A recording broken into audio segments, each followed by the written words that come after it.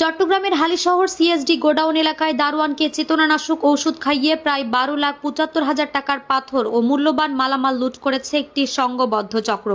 এ ঘটনায় এলাকায় ব্যাপক আতঙ্ক ছড়িয়ে পড়েছে।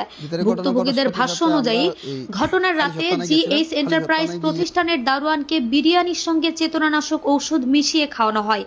অচেতন হওয়ার পর দুর্বৃত্তরা কয়েকটি গাড়িতে করে পাথর সহ বিভিন্ন মূল্যবান মালামাল লুট করে নিয়ে যায়। লুট হওয়া মালামালের মূল্য আনুমানিক 12,75,000 টাকা। ঘটনার পর হালিশহর থানায় মামলা দায়ের করা হয়। মামলা নং 5 তারিখ 12 নভেম্বর 2025, জিআর নং 146, ধারা 328/379, প্যানেল কোড 1860 এর অধীনে পুলিশ ইতিমধ্যে এজাহারভুক্ত আসামি মোহাম্মদ মাসুদ 42কে গ্রেফতার করেছে। অধিকতর তদন্তের জন্য তার রিমান্ড আবেদন করা হয়েছে।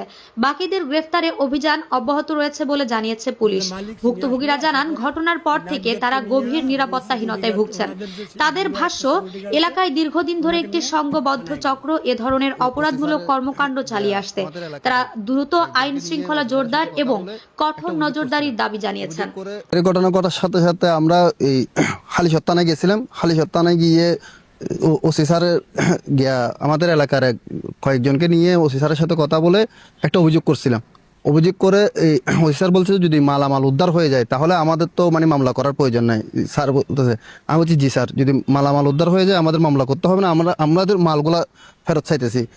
আমার দারোয়ানকে অসচেতন করে একটা বিরিয়ানির প্যাকেট আর একটা কুক খাওয়াই বলতেছে তুই গিয়ে রেস্ট কর গা, ঘুমা, তুই গিয়ে রেস্ট কর, ঘুমা, আমি আসি। তারপরে আরেকটা দিনে যে দারোয়ান উনি আসি বলতেছে যে গিয়া রাত্রে আসি দেখতেছে যে একেবারে বেহুশ হয়ে আছে। উনি মিলাদ মাহফিলে গেছিল, আসি দেখতেছে বেহুশ হয়ে আছে। তো গালে মুখে ফেনা চলে আসছে, কিছু বলে নাই। উনি ভয় পেয়ে গেছে। সকালে আমার ভাই এটা আসছিল, এটা ইনচার্জ আছে এখানে এগুলাতে। তো উনি আসি সকালে আমাদেরকে ফোন দিছে সাথে সাথে আসি দেখতেছি যে আমাদের মালামাল লুট করে নিয়ে গেছে পাথর। প্রায় 12-13 গাড়ি, আমাদের হিসাব অনুযায়ী 12-13 গাড়ি মালামাল নিয়ে পাথর লুট করে নিয়ে গেছে। যারা নিয়ে গেছে ওদের ওইখান থেকে একজন আসামিকে গ্রেপ্তার করছে কালকে পুলিশ। গ্রেপ্তার করার পরে ওইকে আজকে কোর্টে চালান করছে। এখানে আরো এর সাথে জড়িত আছে আরো 8-9 জন আছে এর সাথে জড়িত, কিন্তু ওদের সবার নাম মোটামুটি বলতে পারি না আমি। সন্দেহভাজন আছে এরা।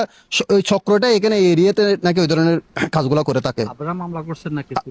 আমরা মামলা করছি। আসামি একজন ধরছে, আরো দুইজনের নাম এখানে দেওয়া হয়েছে। তাও পুলিশ এসআই ওটা গিয়া করছে।